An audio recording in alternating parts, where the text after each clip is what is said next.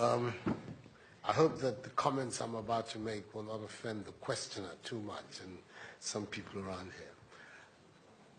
I think there is a fundamental misstatement of the issue in the question. We can no longer continue to make policy for ourselves, in our country, in our region, in our continent, on the basis of whatever support the Western world or France or the European Union can give us. It will not work. It has not worked, and it will not work. Our responsibility is to charter a path which is about how we can develop our nations ourselves. It is not right for a country like Ghana, 60 years after independence, to still have its health and education budgets being financed on the basis of the generosity and charity of European taxpayers. By now, we should be able to finance our basic needs ourselves. And if we are going to look at the next 60 years as a period of transition, a period whereby we can stand on our own feet, our perspective has not to be what the French taxpayer decides to do with whatever surpluses that they have in France. They're welcome. They're appreciated. Whatever interventions that the French taxpayer through their governments make to us are appreciated. We're not going to lick a gift horse in the mouth. But this continent, with all that has happened, is still today the repository of at least 30% of the most important minerals of the world. It is a continent of vast, arable and fertile lands. It has the youngest population of any of the continents in the world. So it has the energy and the dynamism. We have seen it. These young men who are showing so much resilience and ingenuity in crossing the Sahara, finding ways to go across with rickety boats across the Mediterranean to really, those energies, we want to have those energies working inside our countries. And we're going to have those energies working in our countries if we begin to build systems that tell the young people of our country that their hopes, their opportunity are right here with us. Migration and the movement of people is being presented in a manner which suggests that somehow it's a new phenomenon. There's nothing new about it. It's as old as man, the movement of people. And it has always been linked to the same thing. The failure of where you are to provide you with an opportunity, so you move somewhere else. Those of you who are familiar with 19th century European history would know that the biggest wave of immigration in 19th century Europe, the latter part of it, came from Ireland and from Italy. Waves upon waves, generations of Italians and the Irish people left their countries to seek the American paradise, largely because Ireland was not working, Italy was not working. Today, you don't hear it. Italian young people are in Italy. Irish young people are in Ireland. We want young Africans to stay in Africa. And how are they? And it means that we have to get away from this mindset of dependence. This mindset about what can France do for us. France will do whatever it needs to do for its own sake. And when those coincide with ours, tant mieux, as the French people say.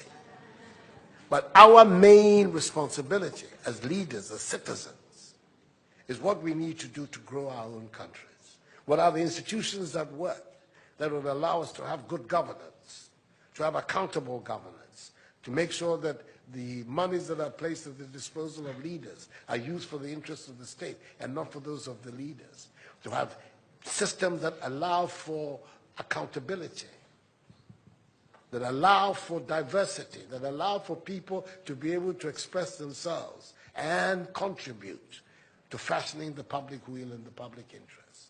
Our concern should be with what do we need to do in this 21st century, to move Africa away from being cap in hand and begging for aid, for charity, for handouts. The African continent, when you look at its resources, should be giving monies to other places. We have huge wealth on this continent, in our own country of Ghana. And we need to have a mindset that says, we can do it. Others have done it. We can also do it. And once we have that mindset, we will see there's a liberating factor for ourselves. We keep talking about how it was that Koreans, Malaysians, Singaporeans, who got their independence at the same time as us. We're told of that at the time of Ghanaian independence, per capita Ghanaian income was higher than that of Korea. Today, Korea is part of the first world. So is Malaysia. So is Singapore. What happened? Why did they make that transition? And 60 years after independence, we are where we are. Those are the matters that should concern all of us as Africans, as Ghanaians.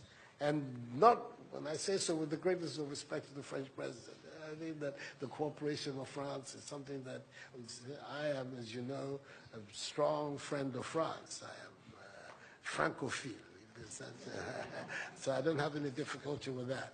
But I'm talking about our own propulsion, what we need to do to get our countries to work so that we can create the conditions that would allow our young people to forego this hazardous effort to get to Europe. They're not going there because they want to. They're going there because they don't believe they have any opportunities in our countries. So that should be our focus.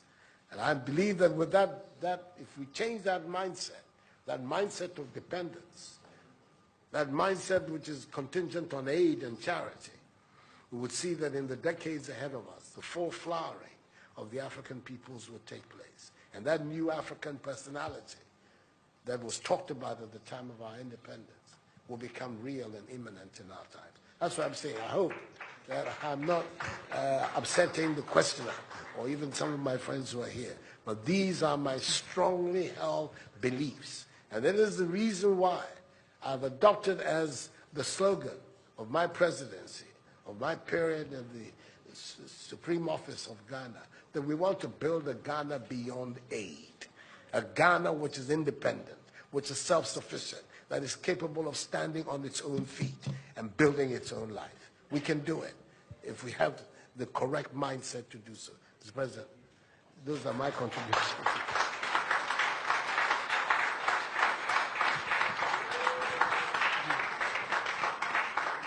Si vous aviez besoin d'avoir la preuve qu'une nouvelle génération de leaders en Afrique croit dans une nouvelle histoire pour l'avenir et la jeunesse, vous venez de l'avoir.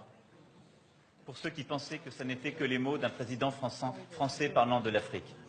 Il y a des leaders en Afrique qui veulent une nouvelle relation, qui veulent un avenir pour leur jeunesse dans leur pays, dans leur continent, qui le veulent parce que c'est ce qu'ils veulent écrire. Donc merci pour cela. So, no, we'll be here forever. We'll be here forever. He has a lot of ideas, a lot of very positive things to say. And as you can see, I have my own things to contribute as well. So, let's bring it to an end. We're going to, Mr. Macron left Abidjan after a hectic morning, has not had anything to eat. He at least has to have that side of Ghanaian hospitality. So we're going to be interviewing for him to go and have some lunch. Thank you very much indeed. You signed this thing.